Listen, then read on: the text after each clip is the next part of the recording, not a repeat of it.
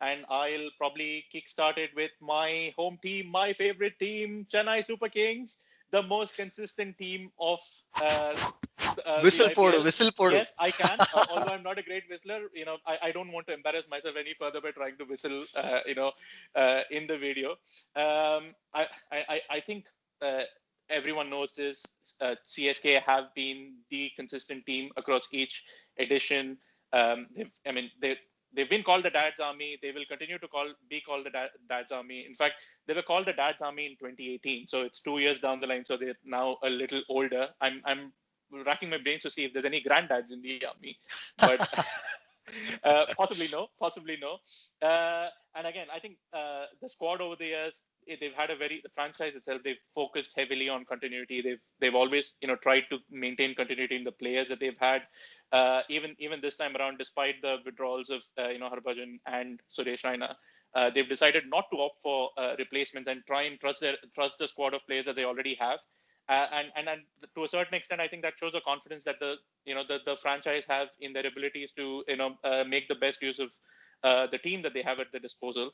And to be honest, I think the move to the UAE, while it may affect some other franchises, I think it probably plays right into CSK's strengths, Oh yes, yes. with the fact that they've got a plethora of spinners. They've always stacked up on spinners. Dhoni loves these kind of getting his team to score 140, 150, and then try and defend them and unleash his spinners on the That's team. the Chennai strategy. Yeah. Yeah, the Chennai strategy: spin it to win it. Low turning, Yes. low surfaces with not a lot of bounce, lots of turn.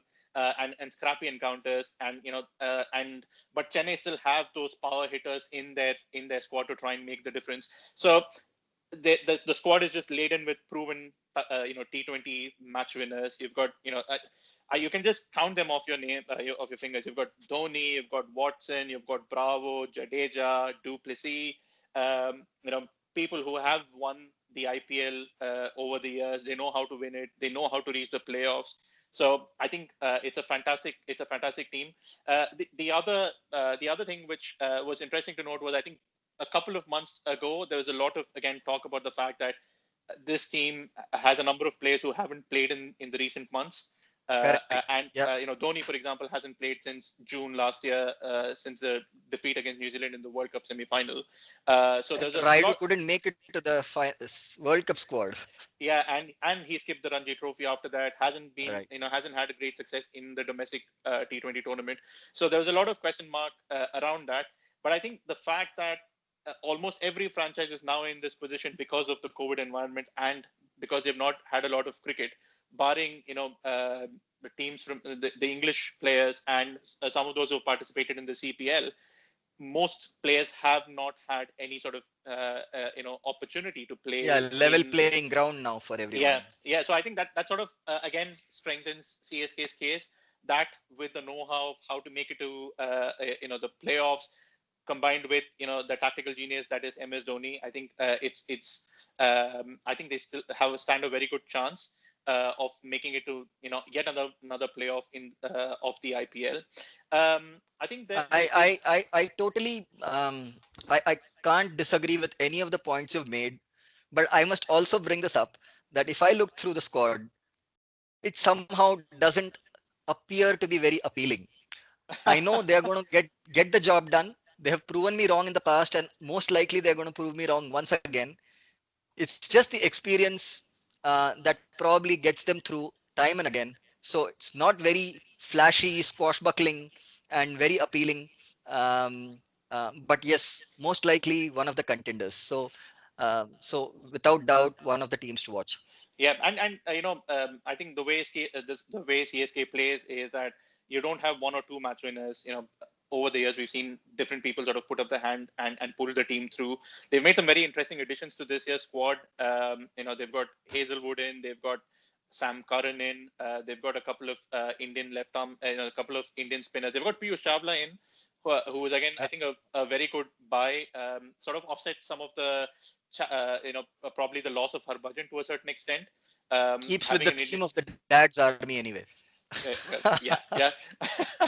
um, And then they've also got Sai Kishore, who is a left-arm spinner who played, I think who had a very successful run in the domestic T20 tournaments. I think that if one were to try and nitpick a couple of problem areas for Chennai, I think it's probably going to be, depending on how many, the conditions in the UAE are not going to be the best. It's going to be hot. It's going to be challenging. There are a few games which are going to be played in the middle of the afternoon, so which could prove challenging. Again, it's the dad's army, so you could have older daddy legs running around. So fielding could be an issue. So it's going to be interesting to see how they, keep the squad fresh. How they get in the right balance of, the winning proven match winners, along with some of those fresher legs to help with the fielding. The other potential issue is probably power hitters. So it's going to be interesting to see. Again, I think it's going to be a combination of Dhoni, Jadeja, probably Jadhav, Bravo in a couple of innings to try and sort of get them across the line. That's been the template. Yeah, that's been the template. That's been the CSK template. So I think the strategy for CSK going into this tournament is to try and probably get 150, and then set their spinners loose, and then defend the totals, and try and win games. So anyone particular in the season you would want the viewers to look out for? Well, I do have a couple of candidates I think who might do well. Sam Curran is one. I really like Sam Curran. I think he's feisty. I wonder why Kings 11 would have let him go. Yeah. Well, yeah, I think he blew a bit hot and cold last year, but I think that's something that you would probably expect from someone young. But again, I think he brings a lot to the table. I don't think he'll play that often for Chennai. Because if you look at, because I think Chennai, given the loss of Raina, I think they might probably want to play both Watson and du Plessis, and you've always got Bravo in the team.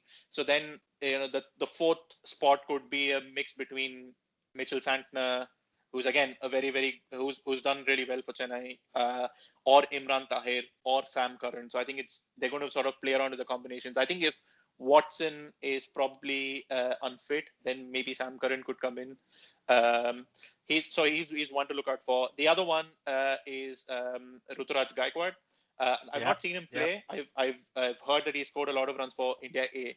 And again, he's been touted as the replacement for Suresh Raina to pick up the number 3 spot in the team.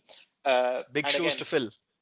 Big shoes to fill, but if you look at CSK, if you look at Dhoni, very rarely do you see them anointing someone so publicly or backing someone so publicly and then not succeeding.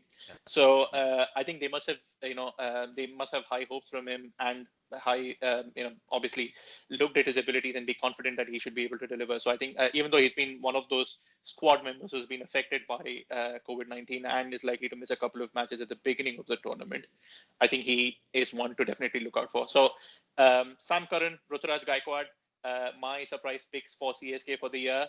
And interesting. And the Dhoni factor. And the Dhoni factor, it's always there. The Dhoni factor is always there, and CSK just know how to succeed. So I always bet on CSK. They never disappoint.